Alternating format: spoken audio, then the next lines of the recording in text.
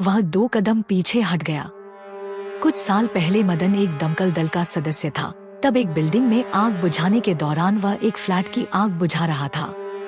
उस फ्लैट के चारों कमरे बुरी तरह आग की चपेट में आ चुके थे और अंदर कदम रखने के बारे में कोई सोच भी नहीं सकता था।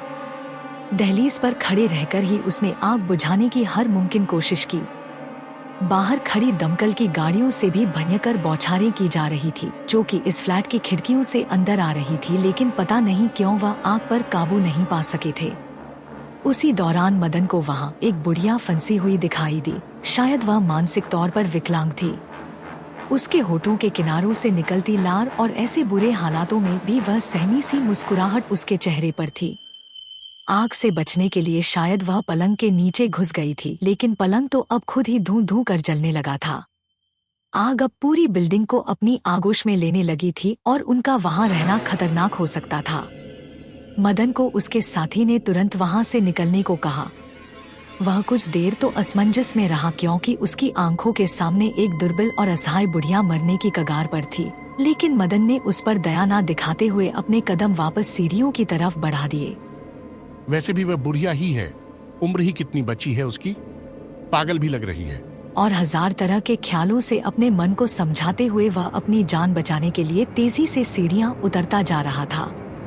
वह नीचे पहुंचा ही होगा कि उसी फ्लैट पर एक धमाका हो गया। सुबह उस बिल्डिंग से जो अनगिनत शव निकले, उनमें वह बुढ़िया भी थी, ठीक इसी हालत में। मदन को कहाँ पता था कि किसी भीगी सर्द रात में वह यूं अचानक उसके सामने आ जाएगी। तुम तो मर गई थी। दहशत में उसे जैसे याद ही नहीं कि उसके पास राइफल भी है। वह भागने को मुड़ा जरूर, लेकिन एक कदम नहीं उठा पाया। जब तक वह ये समझ पाता कि उसके पैर भागने को उठ नहीं पा रहे, उससे पहले ही किसी शक्ति ने उसे खींचकर इस औरत के सामने पटक दिया। वह तुरंत उसके सीने पर चढ़ बैठी। कौन हो तुम? उसकी कांपती आवाज में बस यही आखिरी शब्द निकले थे। उसने एक बार अपने होठों पर उंगली रखी और फिर बिजली की तेजी से वही तीखे नाखूनों वाली उंगली सिक्योरिटी गार्ड के दाहिने कान में घुसा दी। खून की महीन धाराएं उस बदनसीब चौकीदार की आंखों, नाक और मुंह से फूट पड़ी। इसी रात अर्जुन लगभग 10 बजे अपने कमरे में आया। कपड़े बदलकर उसने घर पर चाचा जी से बात की, चचेरे भाई की पढ़ाई और अपनी नौकरी को लेकर बात की। सामान्य हालचाल लेने के बीच समर्थ की बिगड़ी तबीयत का भी जिक्र हुआ। फिर चाची जी ने फोन थाम लिया और दोहराया गया वही पुराना सवाल कि क्या अब वह जाना के बारे में कुछ सोच सकता है। और उसका वही पुराना जवाब था कि फिलहाल उसके पास कुछ भी सोचने का वक्त नहीं है। वह जैसा है वैसा ही ठीक है। घर पर बात करने के बाद उसने मेज से अपना कैमरा उठाया और उसे लैपटॉप से जोड़कर उस रात की वह अधूरी वीडियो चलाकर देखने लगा, जब उन्होंने वह बच्चों वाला आवाहन किया था। उस रात के बाद उसे वक्त ही नहीं मिला कि ये कैमरा ऑन भी कर सके। आज शाम ही इस कैमरे पर नजर पड़ी तो इस बात पर उसका ध्यान गया कि उस रात के बाद से ही शहर में हलचल बढ़ गई थी। समर्थ की तबीयत उस रात के बाद से ही खराब रहने लगी है।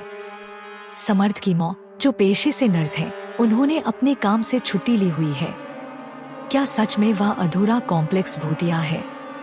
क्योंकि उसने अपने खबरी बिशन से भी तो कुछ ऐसा ही सुना था। फिर उसका पुलिसिया दिमाग बीच में बोल पड़ा कि अक्सर ऐसी सुनसान जगहों को लेकर खबरें जानबूझकर भी फैलाई जाती हैं, ताकि वहां लोगों का आना जाना कम हो सके, ताकि कुछ लोगों का काला कारोबार शांति और सुनियोजित तरीके से चलता रहे। इन्हीं ख्यालों के भंवर में वह 5 मिनट से वीडियो देख रहा था। अचानक लैपटॉप पर उसकी आंखें जैसे गड़ गईं और उसके चेहरे पर तनाव आ गया। वीडियो को उसकी असली रफ्तार से आधा करके उसने गौर से देखा। कई जगह वह ठहरा और पाया कि 20 मिनट के उस वीडियो में कुछ अजीब हो रहा था। अर्जुन ने वीडियो को दोबारा पीछे से चलाया, फिर भी वह समझ नहीं सका कि क्या हुआ है। आखिर उसने उसे तीसरी बार चलाया और इस बार वीडियो की रफ्तार ना के बराबर थी। होठों पर उंगलियां रखे वह बहुत गौर से देख रहा था और अचानक उसने एक जगह वह वीडियो रोक दिया। शिट, ये मैंने उस रात क्यों नहीं देखा? वीडियो उस चरण पर थी जब अर्जुन अपने तीनों दोस्तों के चारों तरफ घूमकर वीडियो बना रहा था। जगह उबड़ खाबड़ होने के कारण अर्जुन की आंखें स्क्रीन पर कम और जमीन पर ज्यादा थीं।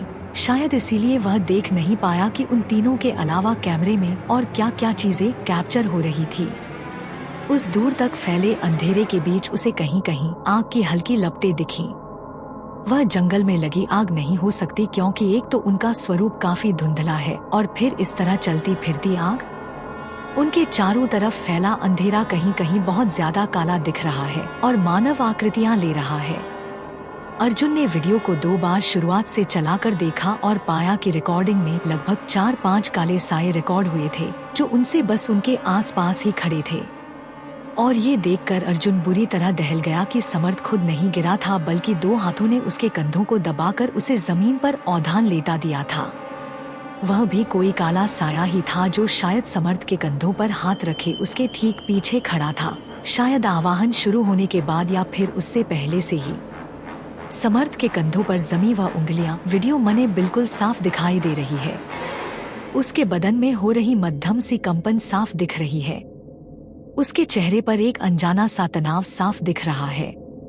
उस रात समर्थ का अचानक अपने होश खो देना, फिर चंद्रिका को लेकर वह अजीबोगरीब बयान। ये वीडियो उस रात समर्थ के बयान का पूरा समर्थन कर रही है।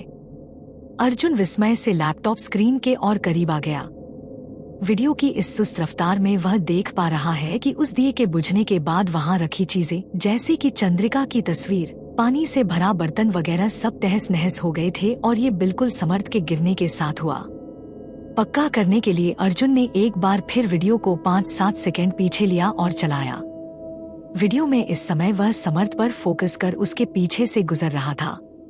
अर्जुन पूरे ध्यान से स्क्रीन को देख रहा था कि अचानक वह वीडियो में समर्थ की गर्दन पीछे मुड़ी।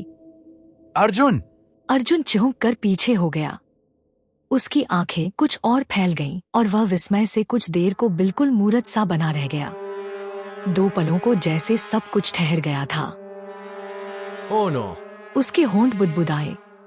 उसने फिर से स्क्रीन पर देखा। वहां अब सब कुछ सामान्य है। वीडियो बस यहीं तक रिकॉर्ड हो पाया था क्योंकि समर्थ के गिरने के साथ ही अर्जुन के हाथ से कैमरा भी छूट गया था।